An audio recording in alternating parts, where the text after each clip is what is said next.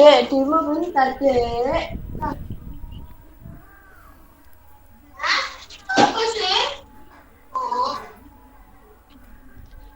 Assalamualaikum warahmatullahi wabarakatuh. Waalaikumsalam Salam, warahmatullahi Om wabarakatuh. Swastiastu, salam kebajikan, salam sejahtera bagi kita semua. Yang terhormat Bapak Hendrik Pandu Paksi SPD MTD selaku dosen mata kuliah Pendidikan Kewarganegaraan dan tak lupa teman-temanku yang berbahagia. Sebelumnya, perkenalkan saya Ainun Hafidatul Fikriyah sebagai moderator yang akan memandu jalannya presentasi pada malam hari ini. Sebelumnya, saya akan membacakan serangkaian acara yang akan berlangsung pada malam hari ini, yakni yang pertama, pembukaan, dilanjutkan penyajian materi, dilanjutkan tanya jawab, dan ditutup oleh penutup. Baik, tak usah berlama-lama, langsung saja ke sesi pertama, yaitu pembukaan. Mari kita ucapkan basmalah bersama-sama. Berdoa mulai. Berdoa selesai. Selanjutnya adalah penyajian materi yang akan dibacakan oleh Saudara Ahmad Rosyid. Waktu dan tempat dipersilahkan. Baik, terima kasih kepada moderator. Sebelumnya, Assalamualaikum warahmatullahi wabarakatuh. Perkenalkan, nama saya Ahmad Rosnur Hidayat dari kelas 2022C dengan NIM akhir 066 Prodi S1 Pendidikan Geografi. Next, pada kali ini saya akan membawakan materi tentang bab 5, yaitu kewajiban dan hak negara dan warga negara. Next.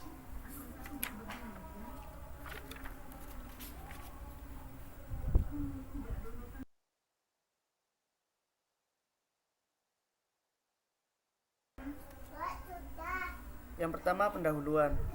Suatu negara dalam pelaksanaan kehidupan ketatanegaraaannya selalu memperhatikan pelaksanaan kewajiban dan hak yang harus dilakukan baik oleh negara maupun warga negaranya. Dalam kewarganegaraan, negara diposisikan sejajar dengan warga negaranya melalui tindakan timbal balik dalam pemenuhan hak dan kewajiban bagi kedua belah pihak. Hubungan itu secara mendasar terbangun secara mendasar dari tujuan awal terbentuknya negara Indonesia.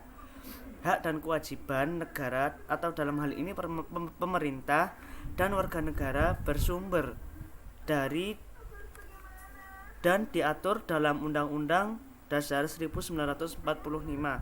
Kewajiban negara secara implisit termaktub dalam pembukaan Undang-Undang Dasar 1945, yakni pada alinea keempat.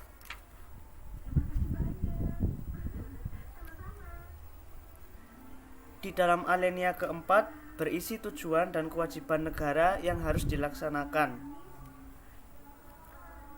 setiap pemerintahan, yakni melindungi segenap bangsa Indonesia dan seluruh tumpah darah Indonesia, memajukan kesejahteraan umum, mencerdaskan kehidupan bangsa, dan melaksanakan ketertiban dunia yang berdasarkan kemerdekaan, perdamaian abadi, dan keadilan sosial. Next.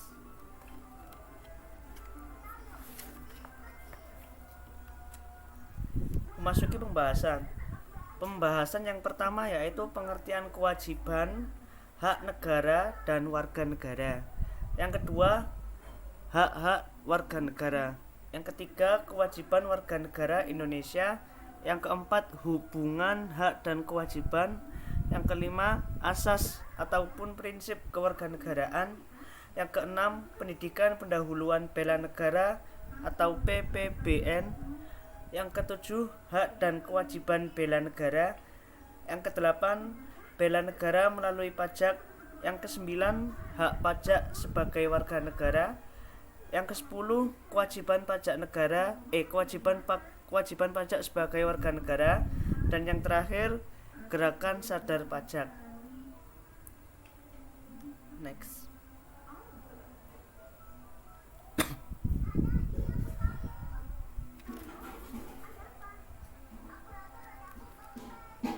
Pengertian kewajiban, hak dan warga negara.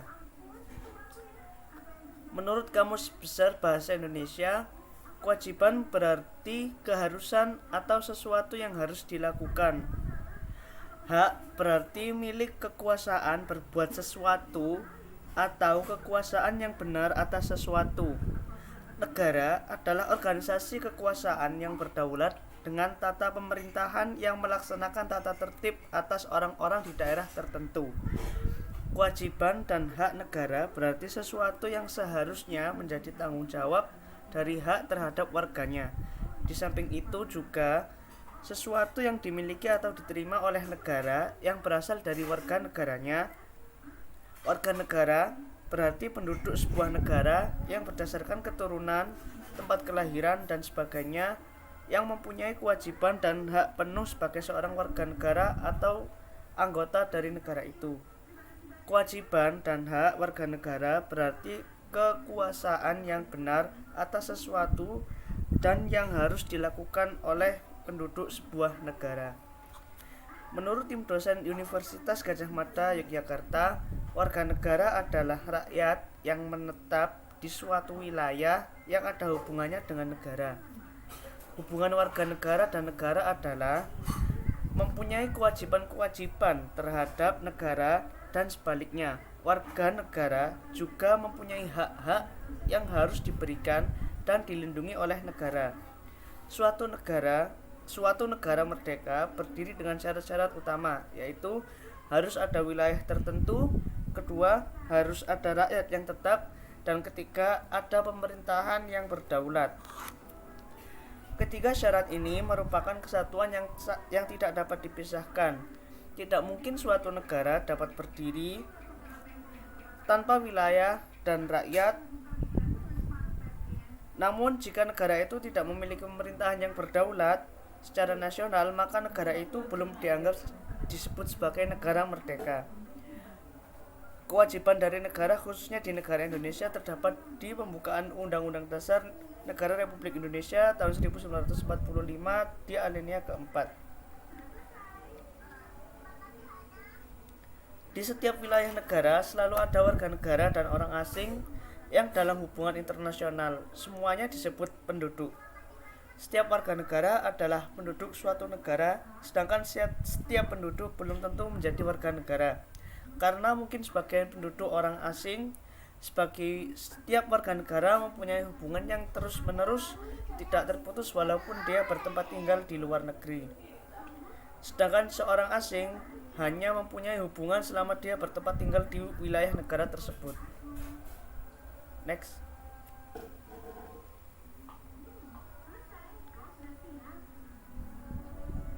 Yang kedua yaitu hak-hak warga negara. Hak dan kewajiban warga negara Indonesia tercantum dalam Undang-Undang Dasar Negara Republik Indonesia tahun 1945 dalam pasal-pasal sebagai berikut. Yang pertama, pasal 27 ayat 1 yang berbunyi, hak warga negara yang sama dalam hukum dan pemerintahan serta kewajiban untuk menjunjung hukum dan pemerintahan. Kedua, pasal 27 ayat 2 yang berbunyi, hak atas pekerjaan dan penghidupan yang layak. Tiap warga negara berhak atas pekerjaan dan penghidupan yang layak bagi manusia. Yang ketiga, pasal 27 ayat 3 yang berbunyi, hak dan kewajiban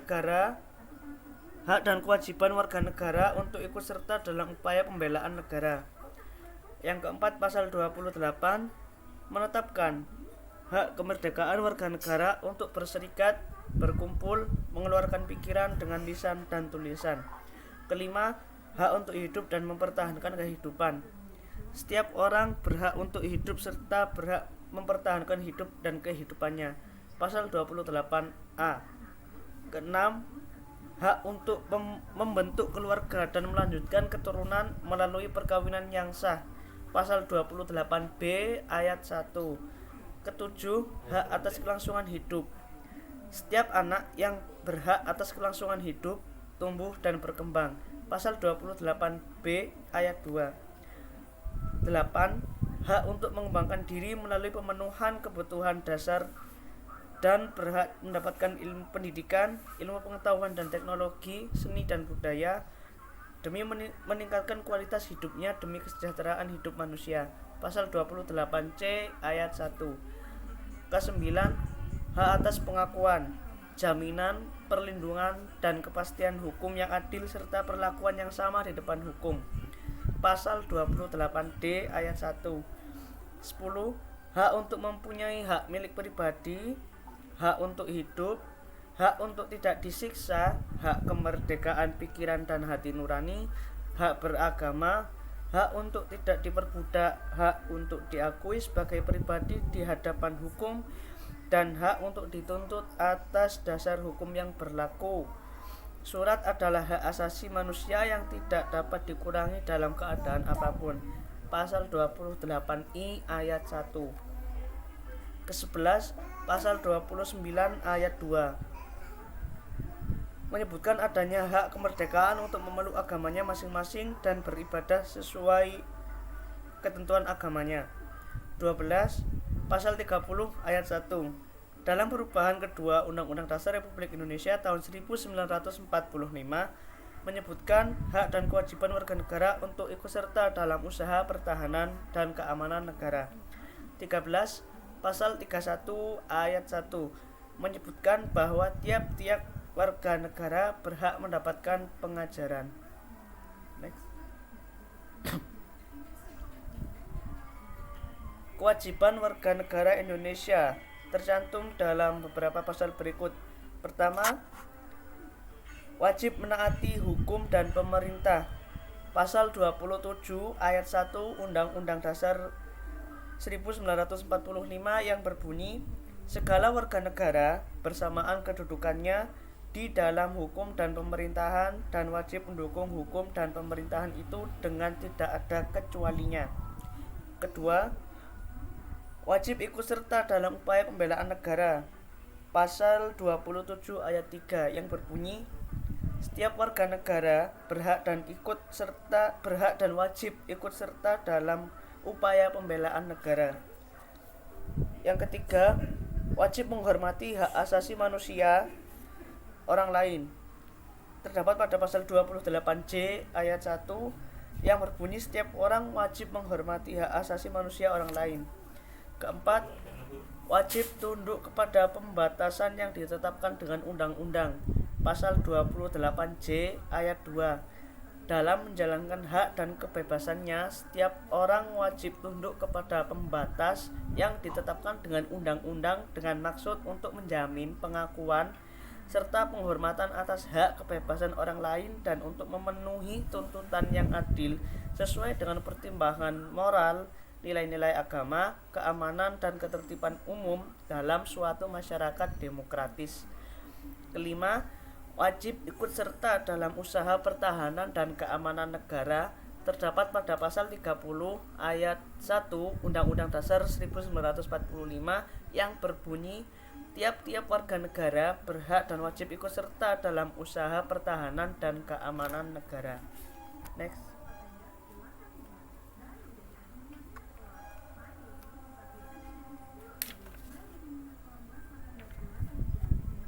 Sebentar, untuk yang hubungan dan kewajiban negara apakah nggak ada?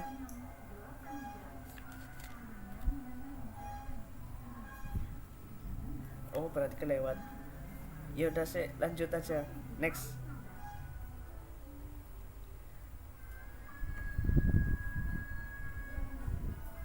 Hubungan hak dan kewajiban warga negara.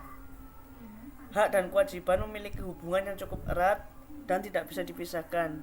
Segala akibat yang ditimbulkan dari adanya hak tentunya ada kewajiban. Untuk itu dalam menjalankan kehidupan sehari-hari, antara hak dan kewajiban dapat dijalankan dengan seimbang. Karena kalau tidak dijalankan dengan seimbang akan menimbulkan pertentangan. Hak kita sebagai warga negara yaitu mendapatkan sesuatu yang sama dari negara tanpa membeda-bedakannya dengan warga negara lainnya. Sedangkan kewajiban kita sebagai warga negara Indonesia yaitu memberikan atau melakukan apa yang harus kita lakukan demi kemajuan bangsa Indonesia ke arah yang lebih baik dan rela berkorban demi tumpah darah Negara Kesatuan Republik Indonesia. Selanjutnya, asas-asas atau prinsip-prinsip kewarganegaraan. Yang pertama yaitu asas ius sanguinius dan ius soli.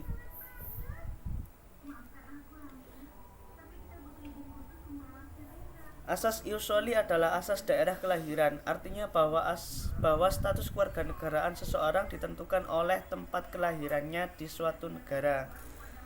Sedangkan asas ius sanguinius adalah asas keturunan atau hubungan darah, yang artinya bahwa kewarganegaraan seseorang ditentukan oleh orang tuanya. Mohon maaf sebentar karena azan.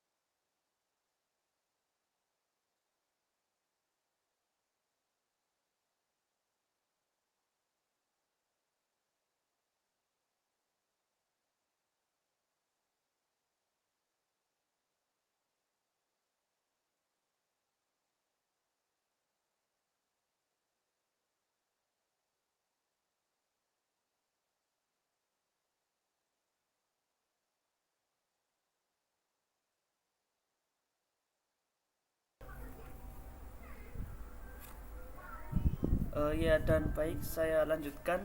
Yang kedua yaitu bipatrid dan apatrid. Dalam hubungan antar negara, seseorang dapat pindah tempat dan berdomisili di negara lain.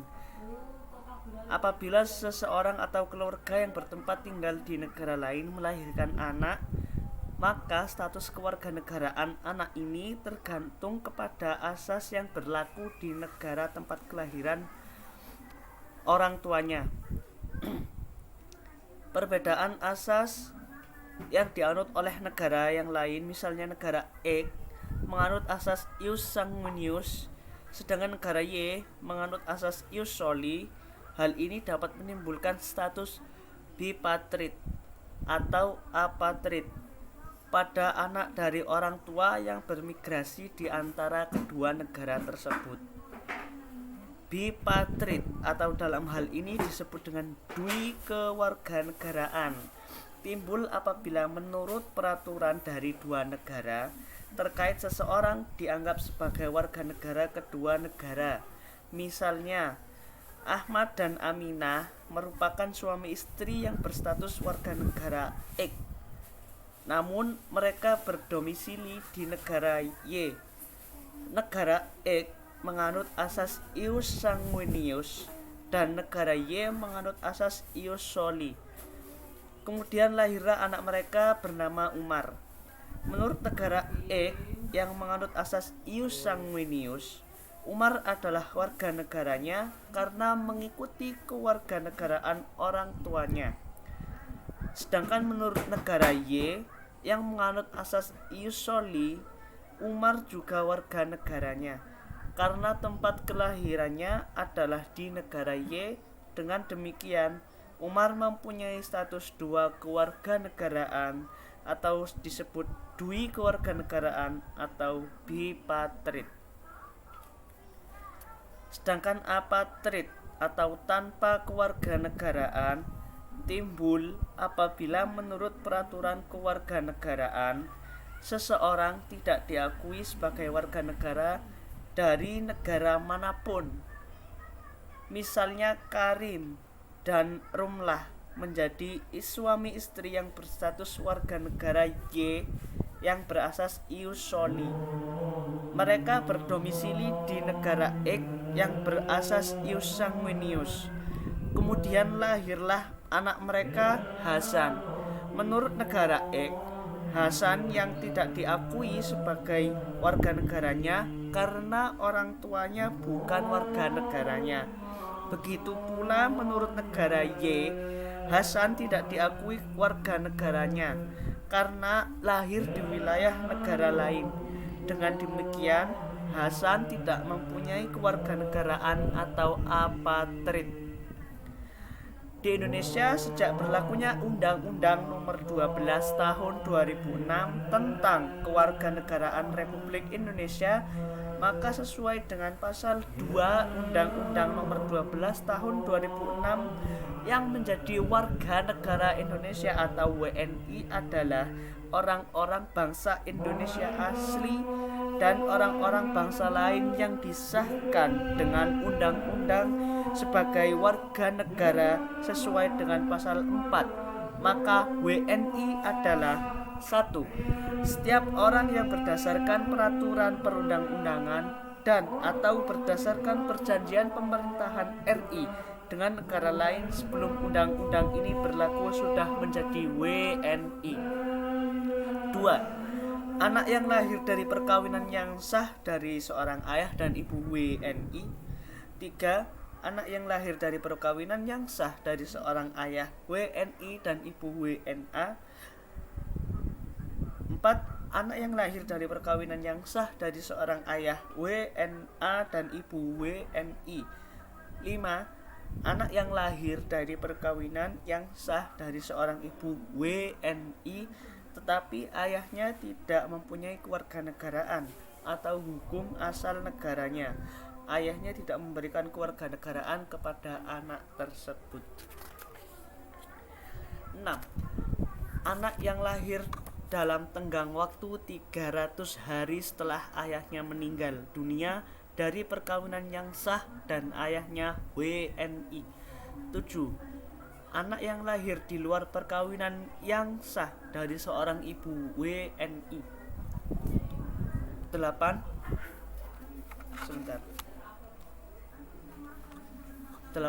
Anak yang lahir di luar perkawinan yang sah dari seorang ibu WNA yang diakui oleh seorang ayah WNI sebagai anaknya dan pengakuan itu dilakukan sebelum anak seorang ayah WNI, maksudnya dan pengakuan itu dilakukan sebelum anak tersebut berusia 18 tahun atau belum kawin. 9. Anak yang lahir di wilayah negara RI yang pada waktu lahir tidak jelas status kewarganegaraan ayah dan ibunya. 10. Anak yang baru lahir yang ditemukan di wilayah negara RI selama ayah dan ibunya tidak diketahui. 11. Anak yang lahir di wilayah negara RI apabila ayah dan ibunya tidak punya kewarganegaraan atau tidak diketahui keberadaannya. 12. Anak yang dilahirkan di luar wilayah negara RI dari seorang ayah dan ibu WNI yang karena ketentuan dari negara tempat anak tersebut dilahirkan memberikan kewarganegaraan kepada anak yang bersangkutan. 13. anak dari seorang ayah atau ibu yang telah dikabulkan permohonan kewarganegaraannya, kemudian ayah atau ibunya meninggal dunia sebelum mengucapkan sumpah atau menyatakan janji setia.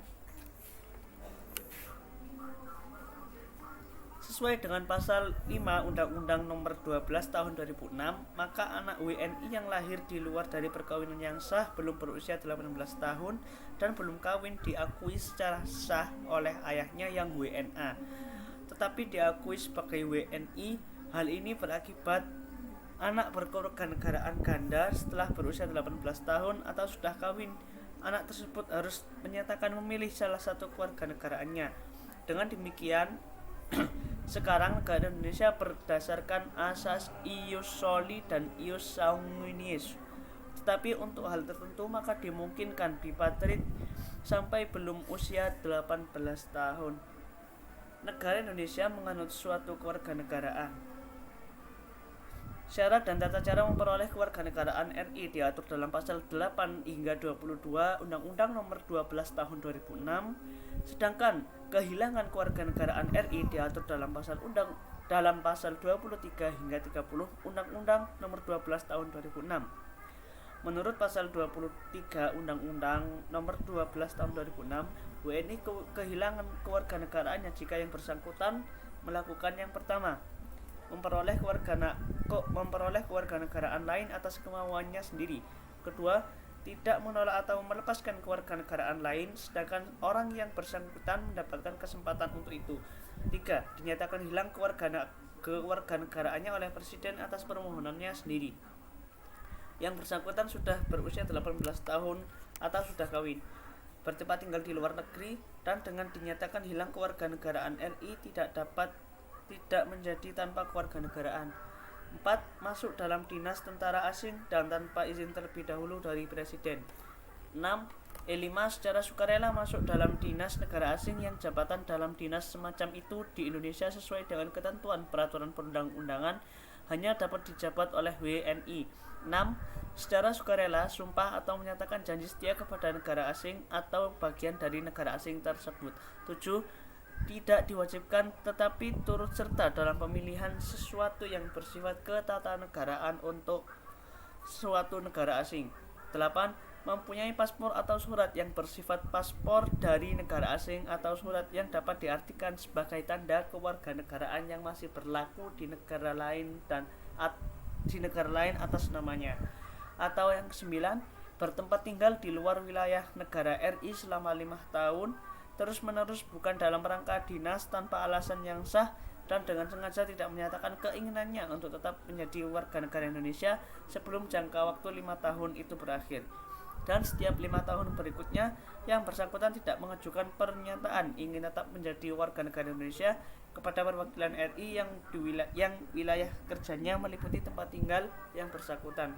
Padahal perwakilan RI tersebut telah memberitahukan secara tertulis kepada yang bersangkutan sepanjang yang bersangkutan tidak menjadi tanpa kewarganegaraan. Next.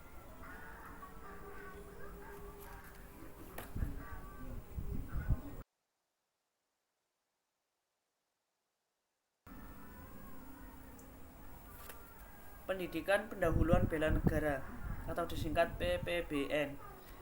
Dengan dikeluarkannya Undang-Undang Nomor 3 Tahun 2002 tentang Pertahanan Negara, maka Undang-Undang Nomor 20 Tahun 1982 dengan ketentuan-ketentuan pokok Han-Kamenek RI dan Undang-Undang Nomor 1 Tahun 1988 tentang perubahan atas Undang-Undang Nomor 20 Tahun 1982 dinyatakan tidak berlaku lagi. 1. Perkembangan pendidikan pendahuluan bela negara. Yang pertama, periode 1945 hingga 1965 disebut dengan periode lama atau Orde Lama. Yang dihadapi ancaman fisik pada periode Orde Lama yaitu pemberontakan dari dalam maupun ancaman fisik dari luar oleh tentara sekutu, tentara kolonial Belanda dan tentara Dai Nippon. Kedua, periode 1965 hingga 1998 disebut dengan periode baru atau Orde Baru.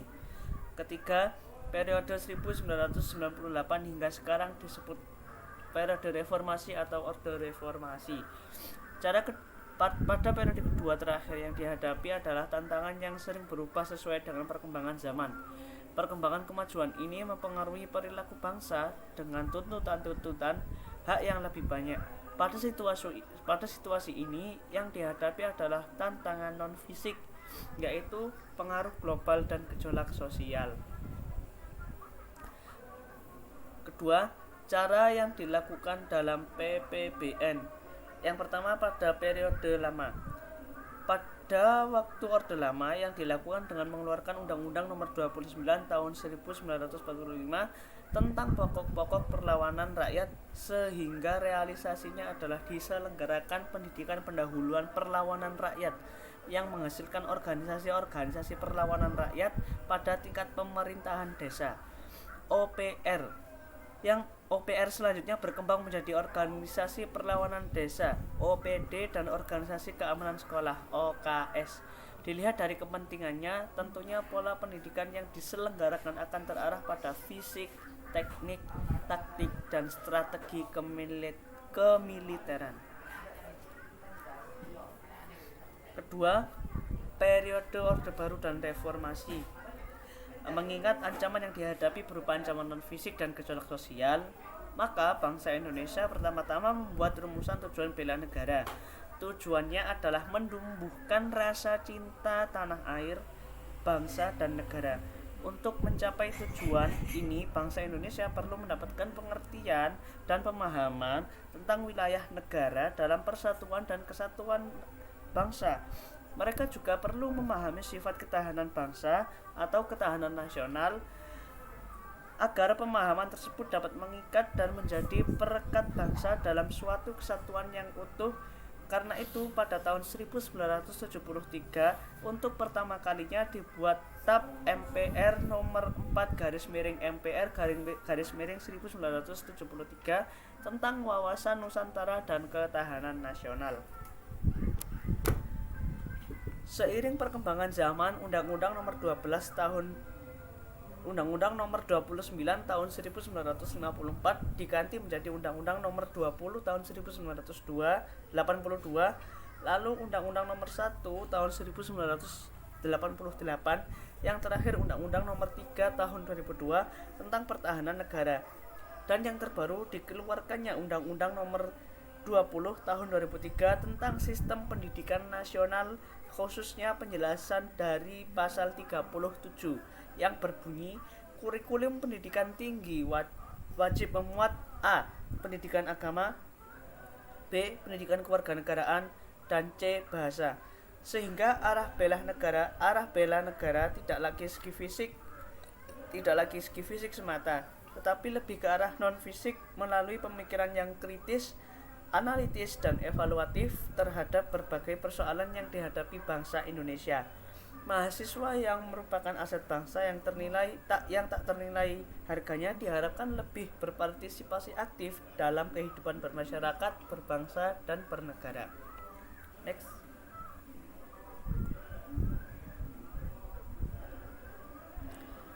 Hak dan kewajiban bela negara. Yang pertama, pengertian bela negara. Bela negara atau pembelaan negara adalah tekad, sikap, dan tindakan warga negara yang teratur, menyeluruh, terpadu, dan berlanjut yang dilandasi oleh kecintaan pada tanah air serta kesadaran hidup berbangsa dan bernegara. Bagi warga negara Indonesia, usaha pembelaan negara dilandasi oleh kecintaan pada tanah air wilayah Nusantara dan kesadaran berbangsa dan bernegara Indonesia dengan keyakinan pada Pancasila sebagai dasar negara serta berpijak pada Undang-Undang Dasar 1945 serta Konstitusi Negara.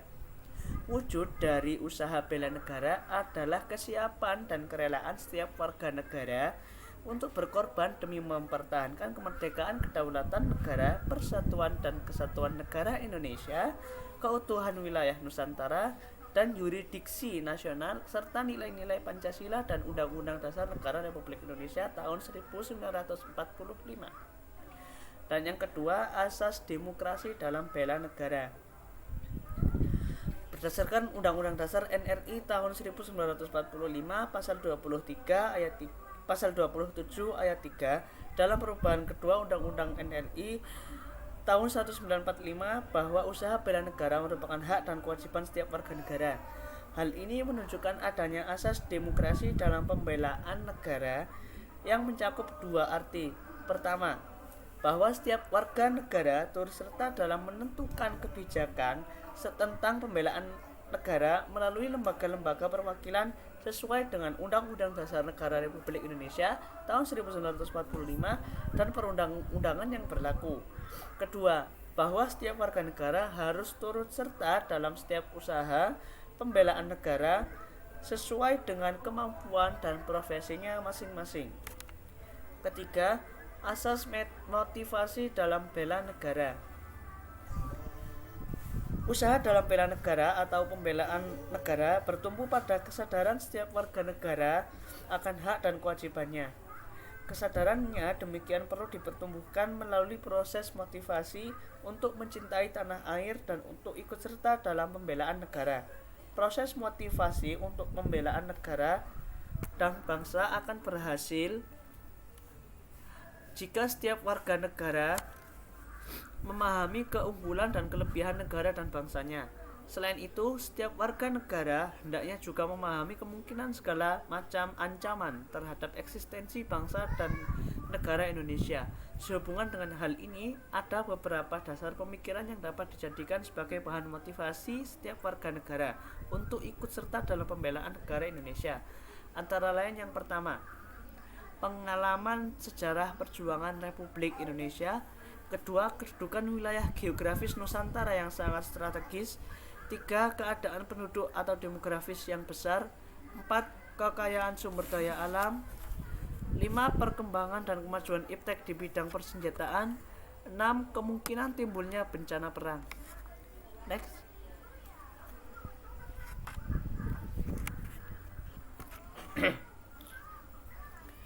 Bela negara melalui pajak.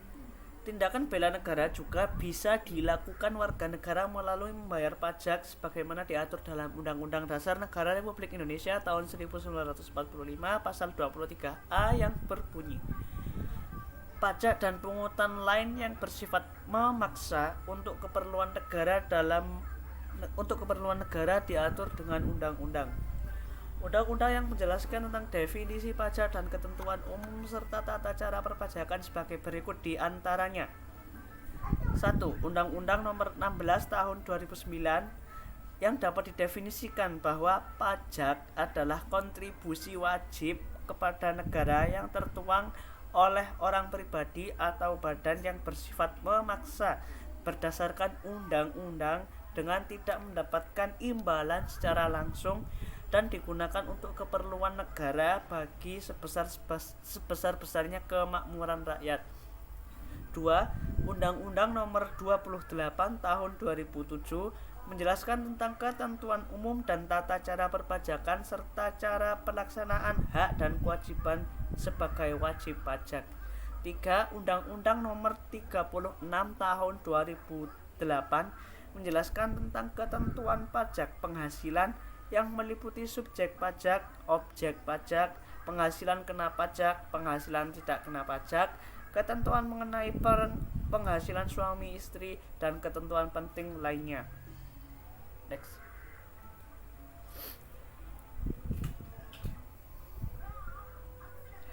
Hak pajak sebagai warga negara. Sebagai warga negara, kita memiliki hak dan kewajiban sebagai wajib pajak yang harus dipatuhi. Berikut hak-hak wajib pajak, yakni yang pertama, hak dalam hal wajib pajak. Dilakukan pemeriksaan, yaitu meminta surat perintah pemeriksaan, menerima penjelasan terkait tujuan pemeriksaan, meminta detail perbedaan antara hasil pemeriksaan dan SPT, serta hadir saat pembahasan akhir pemeriksaan dalam batas waktu yang ditentukan. 2. Hak mengajukan banding dan menciptakan kembali. Wajib pajak berhak mengajukan banding untuk merancang kembali ke Mahkamah Agung. 3. Hak atas kelebihan pembayaran pajak. Jika membayar pajak dengan jumlah yang lebih dari yang seharusnya, berhak menerima kelebihan bayarannya. Caranya mengirimkan surat lamaran ke KPP atau melalui SP. 4. Hak pendekatan pendahuluan kelebihan pembayaran pajak. Bagi yang termasuk wajib patuh terhadap mendapat pajakan pendahuluan kelebihan pembayaran pajak dalam waktu minimal 1 bulan untuk PPN dan 3 bulan untuk PPH terhitung sejak surat permohonan diterima Ditjen.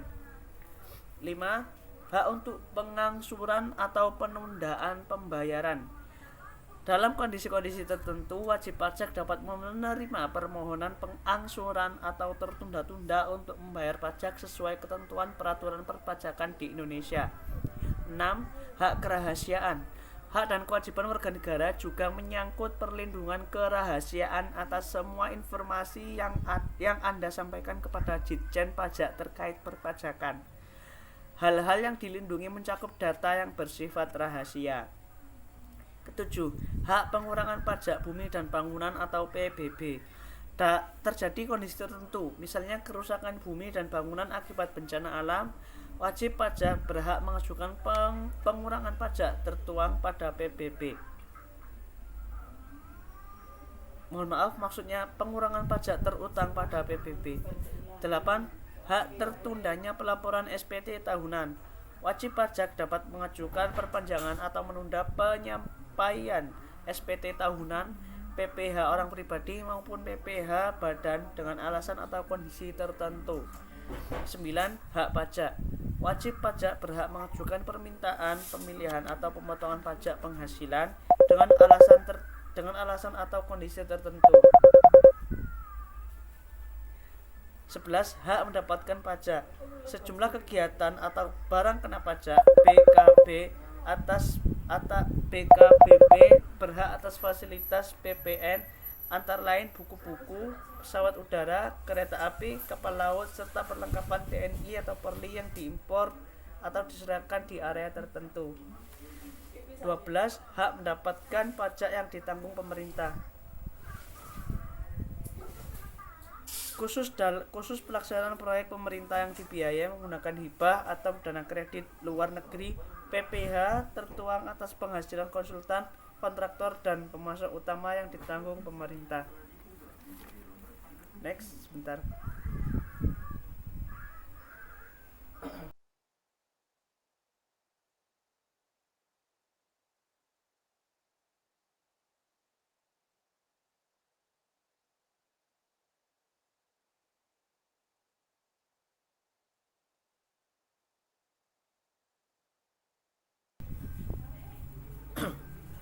Kewajiban pajak sebagai warga negara.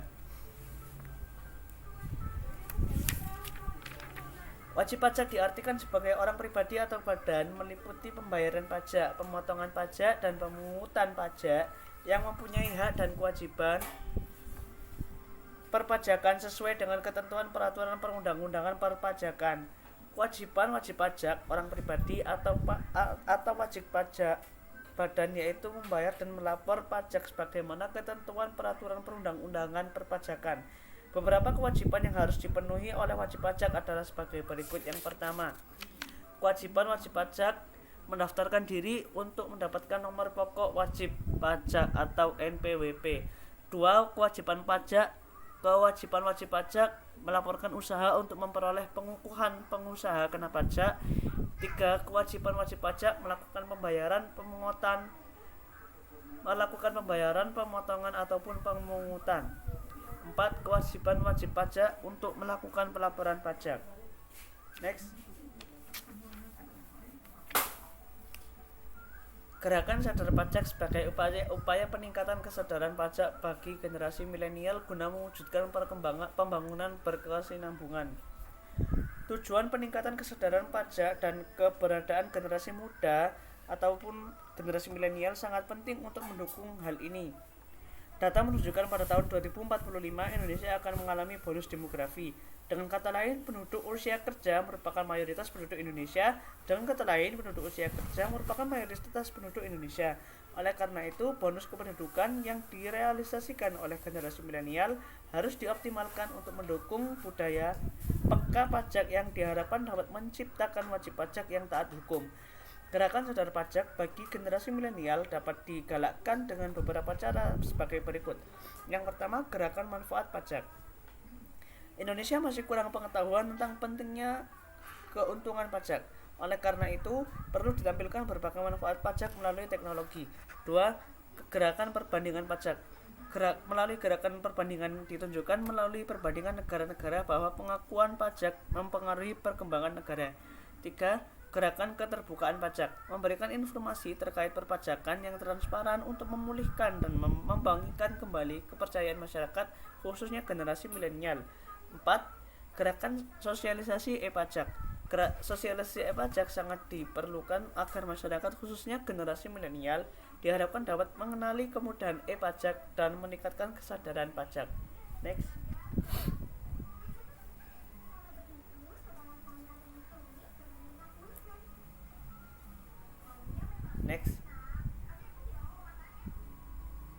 Kesimpulan, setiap manusia pada hakikatnya mempunyai hak asasi yang diperoleh sejak lahir. Begitu pula setiap warga negara mempunyai hak yang diperolehnya ketika menjadi suatu warga negara. Oleh karena itu, hak warga negara adalah hak-hak yang diperoleh oleh seseorang sebagai warga dari suatu negara. Hak sendiri adalah kuasa untuk menerima atau melakukan sesuatu yang mestinya kita terima, atau bisa dikatakan sebagai hal yang selalu kita lakukan dan orang lain tidak boleh merampasnya, entah secara paksa ataupun tidak. Sedangkan kewajiban sendiri adalah suatu hal yang wajib kita lakukan demi mendapatkan hak atau wewenang kita. Selain warga negara, negara juga memiliki hak dan kewajibannya sendiri. Hak negara untuk menguasai wilayah teritorial darat, laut dan udara serta segala kekayaan yang terkandung di dalamnya yang merupakan sumber di dalam penggunaannya yang dapat dinilai dengan uang. Kewajiban negara untuk menyelenggarakan tugas negara demi kepentingan umum ataupun kepentingan masyarakat. Next. Oke, untuk daftar rujukan saya mengambil dari buku pendidikan kewarganegaraan Universitas Negeri Surabaya dengan tahun terbit 2022 dan penerbit Indomedia Pustaka. Next. Baik, sekian materi yang dapat saya sampaikan. Saya kembalikan ke moderator.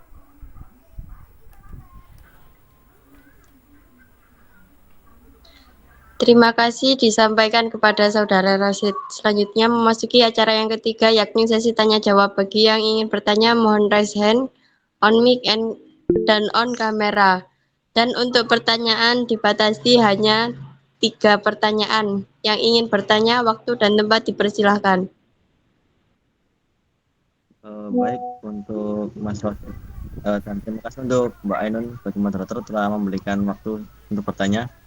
Yang ingin saya tanyakan itu bagaimana hubungan hak dan kewajiban sebagai warga negara itu yang bagaimana ya? Tolong dijelaskan. Sekian, terima kasih. Oke, izin menjawab.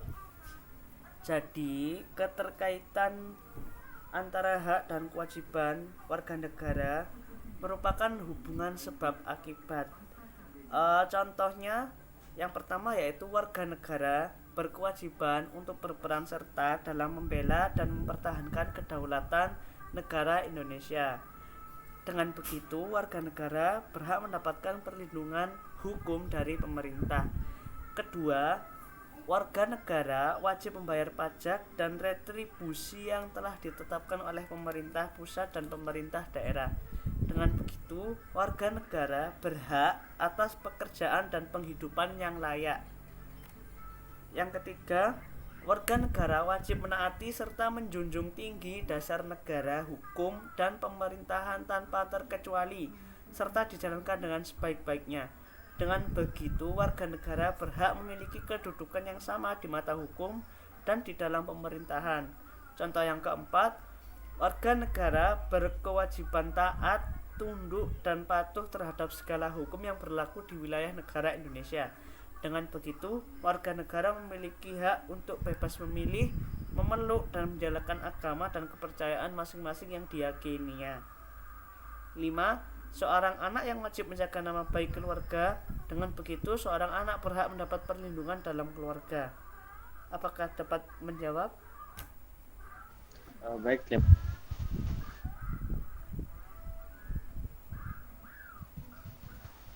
Baik, pertanyaan selanjutnya. Terima kasih atas kesempatannya. Saya ingin bertanya, mengapa membayar pajak dapat dikatakan sebagai salah satu upaya bela negara? Baik, saya izin menjawab.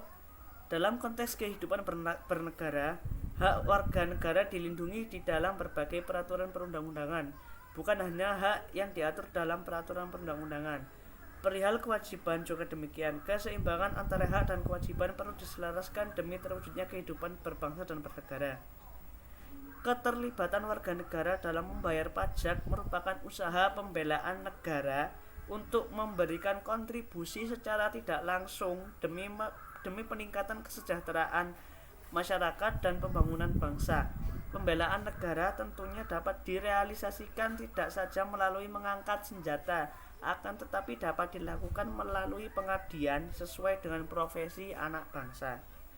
Pembayaran pajak sebagai cerminan bela negara juga dapat menopang kedaulatan negara. Kedaulatan negara dapat diartikan secara global sebagai wujud kemampuan negara dan mengelola negaranya tanpa campur tangan pihak manapun. Sedangkan konsep negara didasarkan pada wilayah, warga negara, dan pemerintahan yang diakui oleh semua warga negara secara hukum. Dalam mempertahankan kedaulatan dan keamanan negara, maka dibentuklah konsep bela negara sebagai wujud suatu pertahanan. Kemandirian bangsa sangat dibutuhkan untuk menunjang ketahanan fiskal melalui pungutan pajak dari warga negara. Bangsa Indonesia harus menjadikan pajak sebagai sumber utama penerimaan negara. Pembayaran pajak sebagai cerminan usaha pembelaan negara akan membuat setiap warga negara bangga dan menimbulkan kesadaran memiliki Indonesia dan kecintaannya terhadap tanah air. Bagaimana, apakah dapat menjawab?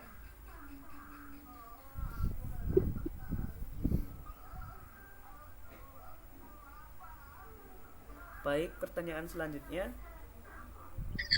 Sebelumnya perkenalkan, nama saya Melita Fitrianti. Saya ingin bertanya, bagaimana peran pendidikan kewarganegaraan dalam upaya bela negara?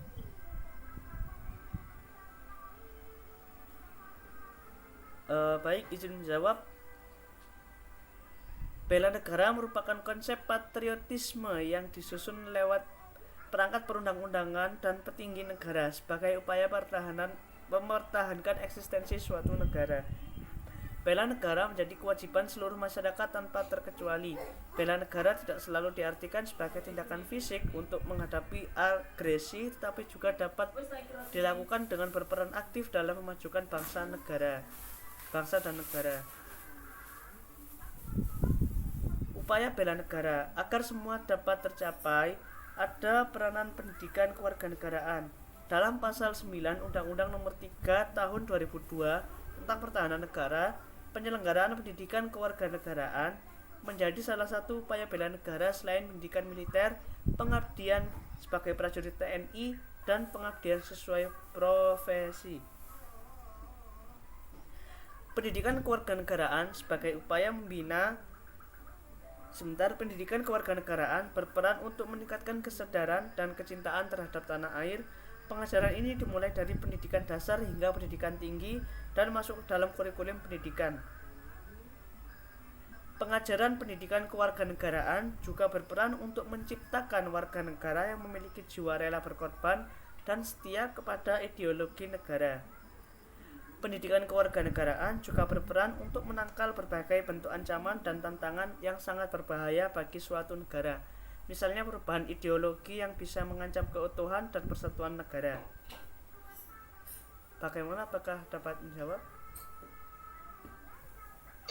Ya, baik, terima kasih. Baik, saya kembalikan ke moderator.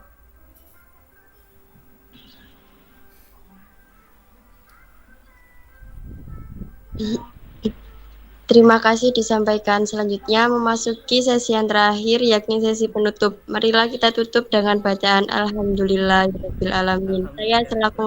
Saya selaku moderator mengucapkan beribu maaf apabila ada kesalahan kata dan ucap saya. Saya ucapkan terima kasih. Saya pamit undur diri. Wassalamualaikum warahmatullahi wabarakatuh. Waalaikumsalam warahmatullahi Waalaikumsalam warahmatullahi wabarakatuh. wabarakatuh.